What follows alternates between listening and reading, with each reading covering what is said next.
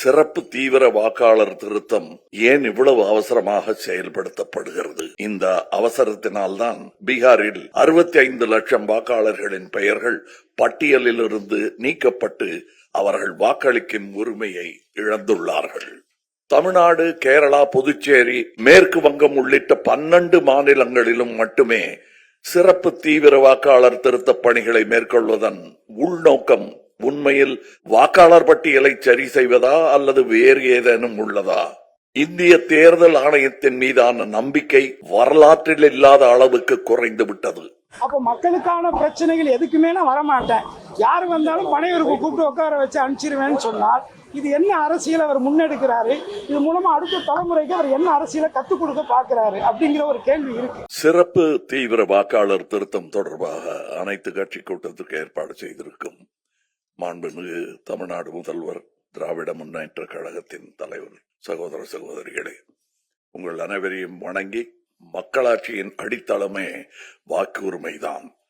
18 வயது நிரம்பியவர்கள் அனைத்து இந்திய குடிமக்களையும் வாக்களிக்க செய்ய வேண்டும் என்பதுதான் மக்கள் நீதி மையத்தின் நோக்கம். எனவே தகுதியுள்ள ஒருவரின் பெயர் கூட வாக்காளர் பட்டியலில் இருந்து விடுபட்டு விடக்கூடாது.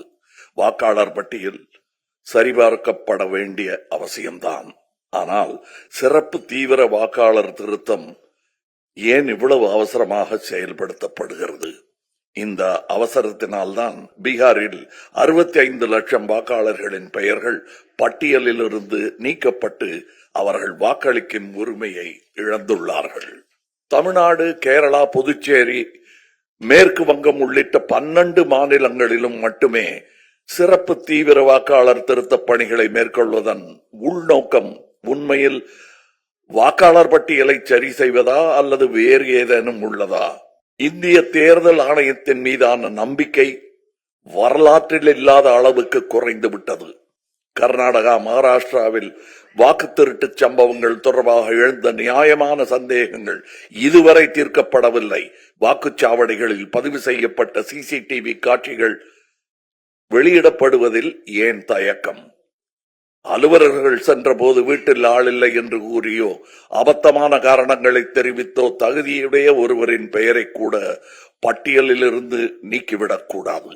சிறப்பு தீவிர திருத்த பணி வாக்காளர் பட்டியலில் உள்ள குறைகளை தீர்க்க வேண்டும். மேலும் புதிய பிரச்சனைகளை கொண்டு வந்து விடக்கூடாது. தேர்தல் ஆணையம் மீதான அவநம்பிக்கை ஜனநாயகத்திற்கு ஆபத்தானது.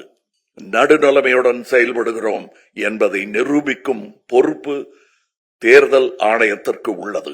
எனவே அவசர கோலத்தில் சிறப்பு தீவிர வாக்காளர் திருத்த பணிகளை மேற்கொள்ளாமல் நிதானமாகவும் முழுமையாகவும் இப்பணியை 2026 தமிழ்நாடு சட்டமன்ற தேர்தல் முடிந்த பிறகு மேற்கொள்ள வேண்டும் என்பதே மக்கள் நீதி மையத்தின் நிலைப்பாடு. இப்போ இது அவசரமாக எந்த முன்னறிவிப்புமே இல்லாமல் பீகாரில் இதை செயல்படுத்தும் பொழுது அங்கே கிட்டத்தட்ட 65 லட்சம் வாக்காளர்களுக்கு மேலாக வாக்குரிமையை இழந்திருக்காங்க. அதே இதைத்தான் கிட்டத்தட்ட 12 மாநிலங்கள்ல 12 மாநிலங்களுக்கு மேலாக இதை அவசரமா கொண்டுட்டு வர்றாங்க.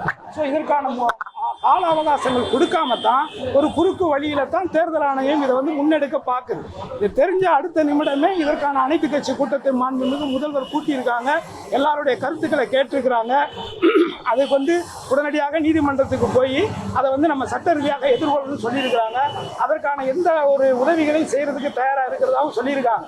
ஆகவே இருக்கக்கூடிய காலங்களில் இந்த மாதிரியான ஒரு சூழல்ல உங்களுக்கு தெரியும், தொடர்ச்சியாக 2014 மோடியினுடைய தலைமையிலான அரசு உருவான காலத்திலிருந்து முழுக்க இது போன்ற தவறான செயல்பாடுகள், திட்டங்கள் நடைமுறைப்படுத்திட்டு தான் இருக்காங்க. அதனால இது வெறும் வாக்கை இழக்கக்கூடிய நிலைமை மட்டும் இல்லை, இது ஒட்டுமொத்தமாக குடியுரிமையுமே இழக்கிறதுக்கான ஒரு சூழ்ச்சிங்கிறது தான் எங்களுடைய அறிக்கை. வெளியிட்டு இருக்கக்கூடிய விஜய் அனைத்து கட்சிகளும் அவருக்கு அக்கறை இல்லைன்னு அர்த்தம். ஒரு மக்களுக்கிட்ட அரசியல் பண்ண நினைக்கிறோம். அந்த அரசியல் மக்களுக்கான பணிகளை செய்யறதுக்கு தான் அந்த அரசியல் அவங்கள்ட்ட ஓட்டு வாங்கி பண்ணணும்னு நினைக்கிறோம். அப்போ மக்களுக்கான பிரச்சனைகள் எதுக்குமே நான் வரமாட்டேன், யாரு வந்தாலும் பனையூருக்கு கூப்பிட்டு உட்கார வச்சு அனுப்பிச்சிருவேன்னு சொன்னால் இது என்ன அரசியல் அவர் முன்னெடுக்கிறாரு? இது மூலமா அடுத்த தலைமுறைக்கு அவர் என்ன அரசியலை கத்துக் கொடுக்க பார்க்கிறாரு அப்படிங்கிற ஒரு கேள்வி இருக்கு.